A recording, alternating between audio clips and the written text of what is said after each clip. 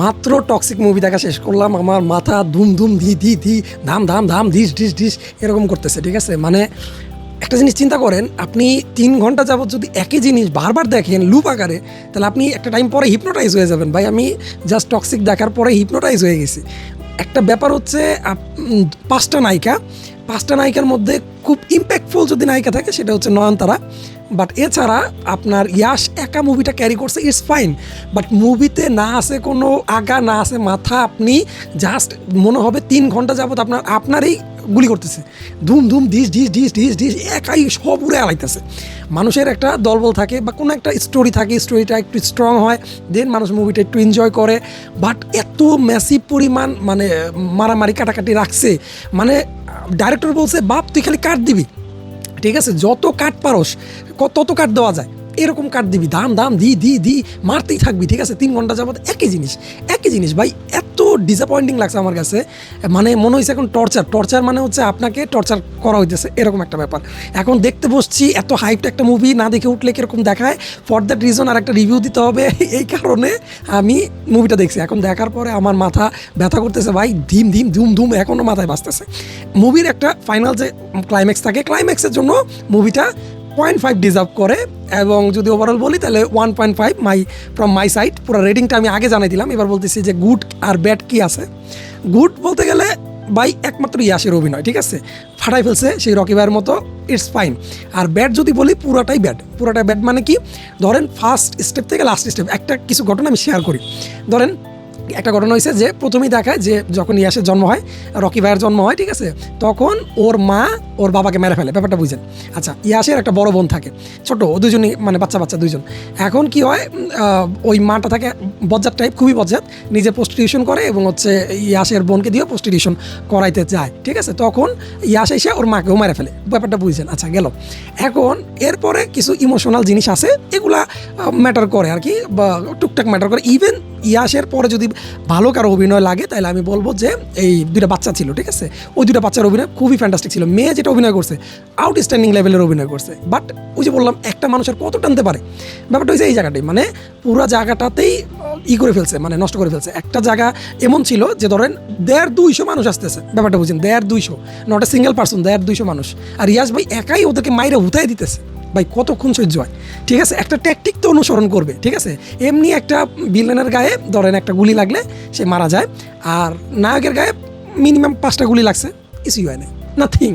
মানে ইন্টারভাল যখন হয় তখন মানে ইয়াস ভাই বলতেছে যে ইয়াস ভাই ইন্টারভালে কিছুক্ষণ আগেই হচ্ছে 5টা গুলি খাইছে, তারপরে সে রিটার্ন করে আবার সেই দাম ধুম ধুম ডিস এরকম হইতে থাকে। ঠিক আছে, এখন মানে ওইখানে একটা পর্তুগিজ লোক ছিল, ফার্নান্দো সম্ভবত, এই লোকটাকে কেন মারা হইলো, তার ওয়াইফের যে প্লে করছে হেমা কুরাইশি, তার কি রোল ছিল, মানে কিছু জিনিস ক্লিয়ার করার আগেই পরের স্টেপে চলে গেছে, মানে চেক মার্ক দিছে, একটা করে টিক মার্ক দিছে, ওকে ফাইট ডান, এই পর্তুগিজের পর্ব ডান, ক্যাসিনোর পর্ব ডান, এইভাবে সব কিছু ডান দিয়ে মানে সামনে আগায় নিয়ে গেছে। ঠিক আছে, এবং মানে কোনো একটা জিনিস যে ভালোভাবে বুঝবে সেই সুযোগ রাখে নাই। নায়িকা ছিল সম্ভবত 4টা, হিমা কুরাইশি বাদে 3জন নায়িকা ছিল।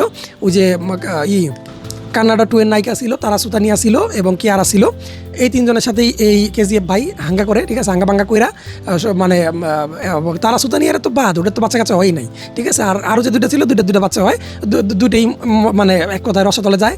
মানে কি বলবো, আর মুভি আমি আপনাকে বাঁচাই দিতেছি, মুভি ইয়াসের জন্য মানে দেখা শুরু করবেন, আমিও এরকম এক্সাইটেড ছিলাম, বাট ইটস লাইক আ মানে মাস্টারবেশন, ঠিক আছে, এরকম হয়ে গেছে ব্যাপারটা, এরকমই। মানে মুভিতে লিটারেলি এটাই বলে যে ভাই তুই কি বসে হিলাইতেছিস, মানে এরকম ডায়লগ ছিল। ওকে, আর হচ্ছে একটা ব্যাপার যে কেন মানে যখন ফার্নান্দো মেয়ে তারা সুতানিয়ার সাথে রিলেশন করে, ওর বাপ মাইনা নেয়, কেন মানলো, কিসের জন্য মানলো, তার আরেক জায়গায় বিয়ে ঠিক হয়েছিল, মানে কেজিএফ বাইরে এত তুঙ্গে কেন রাখতেছে, কোনো কিছুই ক্লিয়ার না। ঠিক আছে, আচ্ছা একটা জায়গা ছিল যেখানে হচ্ছে কিয়ারা তার হাত করে। এখন কথা হচ্ছে ভাই, আমি চিন্তা করলাম যে আচ্ছা যদি মানুষ কেউ হাত কাটে তো একটা ডাক্তার দরকার, কারণ শিরাগুলো তো লাগাইতে হবে। আচ্ছা এমনি জাস্ট একটা পট্টি বেঁধে রাখছে, নায়িকা ওকে, গুড টু গো, এরকম অবস্থা। আচ্ছা এরপরে ব্যাড আরেকটা জিনিস লাগছে যে ওই যে বললাম, মানে ধুম দাম মানে কত সময় আপনি টলারেট করতে পারবেন, ঠিক আছে? কারো হাত উঠতেছে, কারো পা উঠতেছে, কারো পাকস্থলী বিরাজ যেতেছে, এরকম অবস্থা। আচ্ছা, পুরোটা হচ্ছে একটা গ্যাং ওয়্যার ছিল। এখন গ্যাং ওয়্যার হইলে গ্যাং তো থাকতে হবে, মিনিমাম 2-3টা পার্সন তো রাখতে হবে, ঠিক আছে? ওদের কিছু ইম্প্যাক্টফুল রোল থাকে না, কিছু থাকে না, মাঝখানে কিছু ইমোশনাল জাম্প স্কেয়ার দিছে, যে না ইমোশনাল জিনিসগুলো দিয়ে তাকে প্যাক করে রাখার একটা ব্যাপার, কিন্তু ওইটা না আপনি ফিল করতে করতেই আবার দাম দুম দুম দুম দাম গুলাগুলি কাটাকাটি মারামারি ফাটাফাটি। এর থেকে মার্কো 1000 গুণে ভালো ভাই, মার্কো, ঠিক আছে? মার্কের লাস্টের যে ফাইটটা ছিল ওটা এতটা ইমোশনাল, মানে আমি এখনও ভুলতে পারি না, এতটা ইম্প্যাক্টফুল ছিল। ইভেন মানে মার্কোর যে স্টাইলটা ছিল ওইটা যদি এইখানে একটু, আমি যদি 10% মার্কোর ওই মানে স্টাইলিশ লুকটা যদি এখানে 10% দেখাইতো, তাও আমি হ্যাপি হইতাম।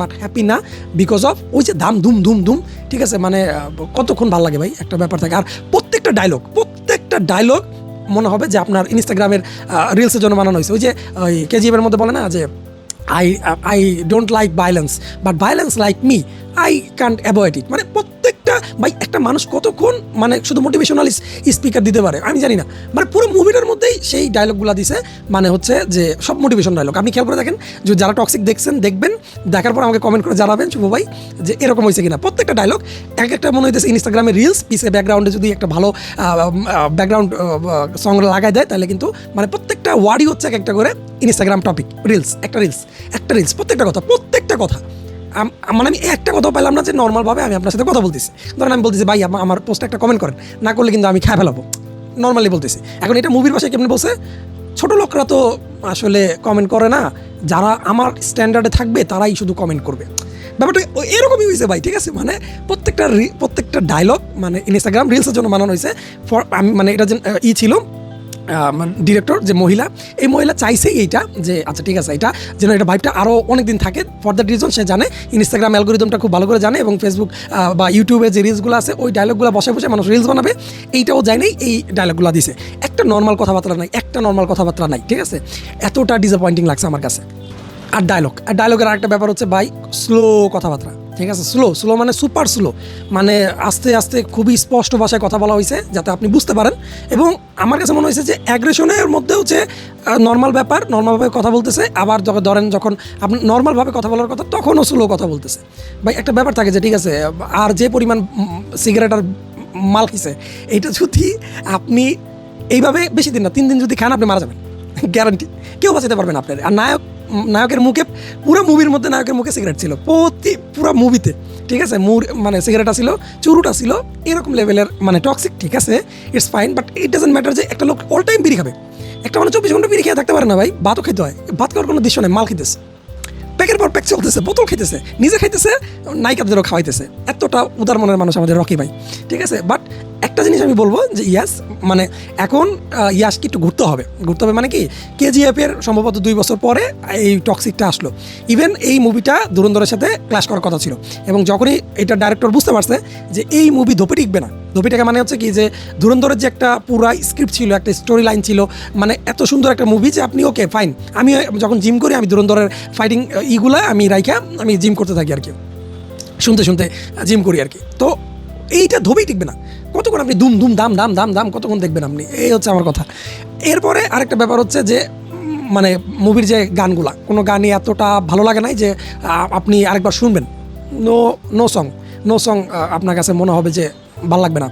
আর গোয়ার যে স্টোরি লাইনটা দেখাইছে, গোয়ার পাশে কোথায় মানে আধা ঘন্টার মধ্যে বরফের জায়গা যাওয়া যায়, আই ডোন্ট নো, বাট এখানে দেখাইছে এরকম কিছু যে না আধা ঘন্টার মধ্যে বরফের দেশে চলে যায়, ঠিক আছে? মানে পুরাই বরফ, পাহাড় এরকম, বাট এটা কোনো মেক সেন্স না, ঠিক আছে? মানে ফর দ্যাট রিজন এই কারণেই টক্সিকটাকে এমন একটা জায়গায় ফেলছে যাতে করে মানুষজন এটা দেখার পরে যেন ভালো একটা ফিডব্যাক দেয়, ঠিক আছে? কারণ ওরা জানতো এটা ধুরন্ধরের সাথে টিকবে না। আর ইয়াসের অবস্থা হয়েছে প্রবাসের মতো, বাহুবলী করার পরে যেমন একটা ওই ক্যাটাগরির মুভি করতে গেছিল, কালকিতে যেমন ফ্লপ খাইছে, তারপর সালারও ফ্লপ খাইছে, এরকম অবস্থা হয়েছে রকি ভাইকে এখন আবার একটু চেঞ্জ হইতে হবে। আসলে সব এক ধাঁচে টিকবে না, সত্যি কথা যেটা, একটু চেঞ্জ হইতে হবে। বাট এইখানে violence okay it's fine, but violence সবাই করতে পারে ভাই। মার্কোতে আপনি দেখেন ভায়োলেন্স আছে, নানির একটা মুভি আছে ভায়োলেন্স আছে, নানির আরও সামনে মুভি আছে ওইটা তো ভায়োলেন্স আছে, বাট এটাতে আই ডোন্ট নো, আমার মাথা ক্র্যাক হয়ে গেছে ভাই। আমি কী বলবো, আমার মাথায় এখনও দুম দুম করতেছে, মানে এরকম দৃশ্য কী বলবো, মুভির না স্টোরি লাইন ভালো লাগে। আমি একটা সময় স্কিপ করা শুরু করছি, আর ভালো লাগতেছে না ভাই, মানে টাইনা দেওয়া শুরু করছি যে বুঝছি এরপরে কী হইব, সব প্রেডিক্টেড, আমি জানি এরপরে কী হবে, ঠিক আছে, এরকম ব্যাপারগুলো এখানে দেখাইছে।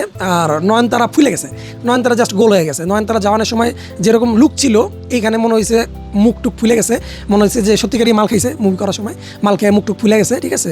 এবং পুরা কথাবার্তা সব রোবোটিক, ধরেন এর থেকে ChatGPT আপনার সাথে আরও ভালো নর্মালভাবে কথা বলতে পারবে, বাট এখানে পুরো রোবোটিক হয়ে গেছে। আচ্ছা ভাই, আমি বুঝলাম যে একটা মানুষ খুব শখ পাইছে, শখ পাইলে মানুষ বোবা হয়ে যায়। এখন আমি যদি শখ পাই আপনার সাথে এমনি কথা বলি যে ভাই কেমন আছেন আপনারা, অল টাইম ভালো আছেন তো, এইভাবে কি সবসময় একটা মানুষ কথাবার্তা বলে?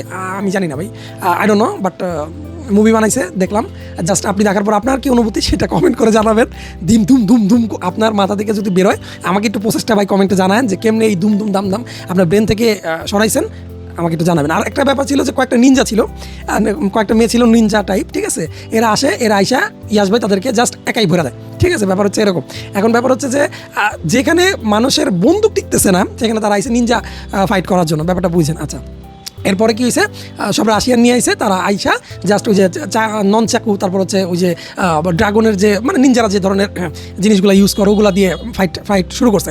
ভাই যেখানে বুলেট আছে এর কাছে অভাব নাই, ঠিক আছে, একাই উতাই দিতেছে, মানে নিজের শ্বশুর আব্বারে পর্যন্ত উতাই দিছে, সেখানে তারা আইসে এই জিনিস নিয়ে ফাইট করতে, এটা কোনো মেকসেস করে না। আচ্ছা, যখন নায়কের সাথে মানে ফাইট শুরু হয় তখন হচ্ছে মানুষ, মানে যখন তার গায়ে কোনো গুলি লাগে না, ব্যাপারটা বুঝেন, ইয়াসের গায়ে কোনো গুলি লাগতেছে, বাট ইয়াস যারা গুলি করতেছে ওই শালা শেষ জায়গার উপর, ঠিক আছে।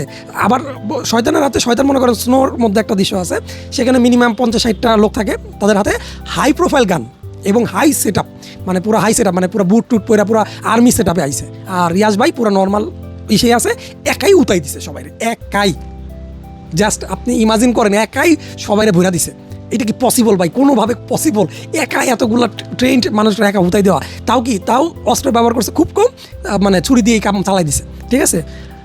ওরে বাবা রে ভাই, থ্যাংক ইউ আপনাদের জন্য রিভিউ বানাতে কোন দিন যেন আমি মারা যাই, আই ডোন্ট নো, বাট ভালো থাকবেন সবাই। আর ইয়াস ভাই একটু নিচে নামেন ভাই, একটু নিচে নামার সময় আইছে। এখন এত উপরে উঠতে থাকলে প্রবাসের মতো অবস্থা হবে, প্রবাস যেমন এখন নড়তে চড়তে ওর কষ্ট হয়ে যায়, আপনার অবস্থা হবে এরকম, একটু নামতে হবে, ঠিক আছে। ওকে, সবাই ভালো থাকবেন, মুভিটি ভার্সের সাথে থাকবেন, থ্যাংক ইউ সো মাচ।